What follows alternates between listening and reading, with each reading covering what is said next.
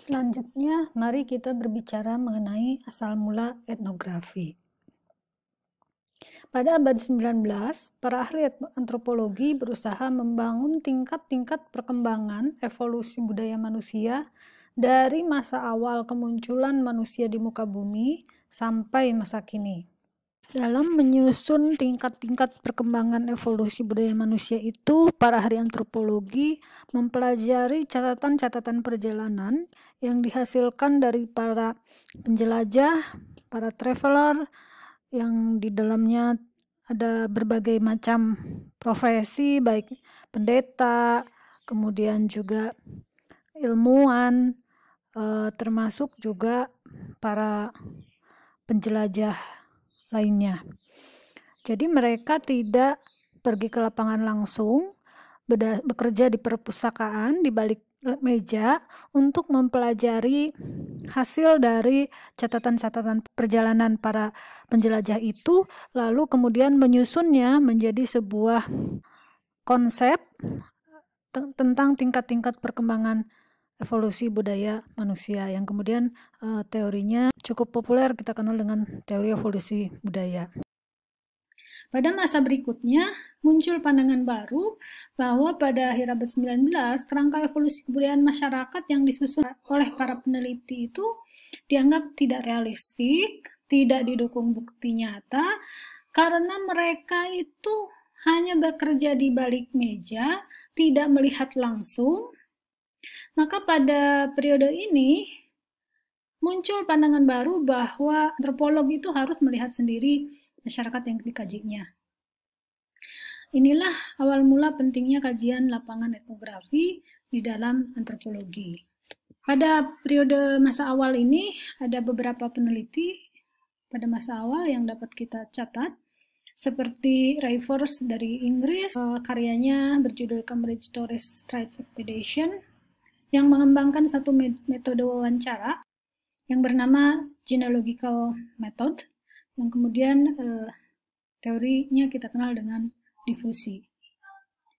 Ada juga Franz Boas dari Amerika yang meneliti suku Eskimo, yang kemudian teorinya kita kenal dengan kultur histori. Wawancara yang dilakukan itu panjang berkali-kali dengan informan kunci.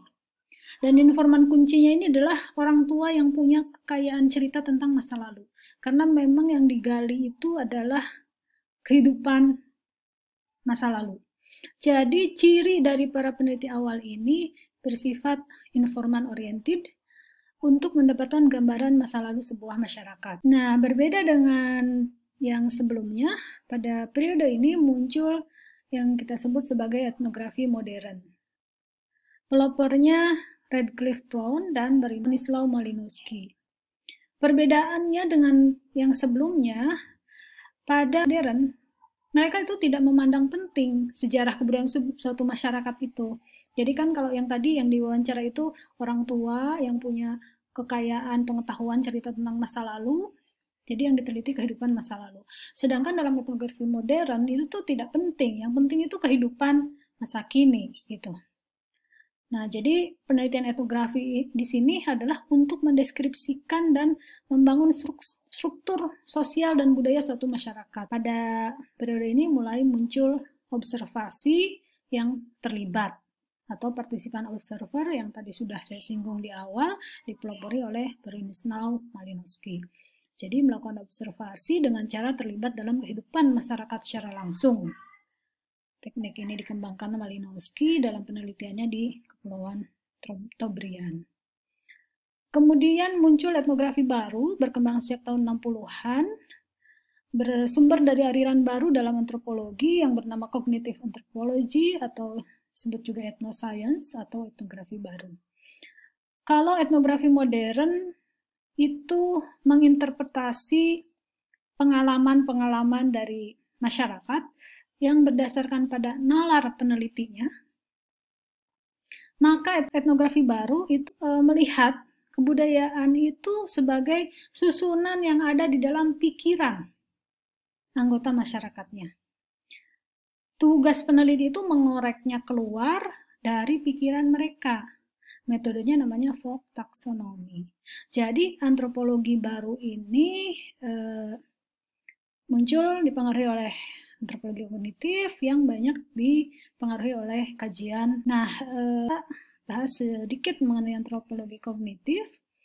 Jadi objek kajian dari antropologi kognitif itu bukan budaya yang bersifat material, bukan benda-benda, tetapi tentang bagaimana cara fenomena itu diorganisasikan dalam pikiran manusia. Jadi budaya itu yang ada di dalam pikiran manusia. Jadi bentuknya itu organisasi pikiran tentang fenomena material. Gitu ya. Nah, tugas etnografi itu menemukan dan menggambarkan bagaimana organisasi pikiran itu. Nah, makanya di sini studi bahasa itu menjadi titik masuk yang utama di dalam etnografi aliran antropologi kognitif. Demikian pemaparan untuk pertemuan kali ini. Bila ada pertanyaan bisa disampaikan melalui sarana-sarana chatting atau yang lainnya. Terima kasih. Untuk materi berikutnya adalah mengenai etnografi dan kebudayaan. Silakan teman-teman membaca berbagai referensi terkait materi tersebut. Assalamualaikum warahmatullahi wabarakatuh.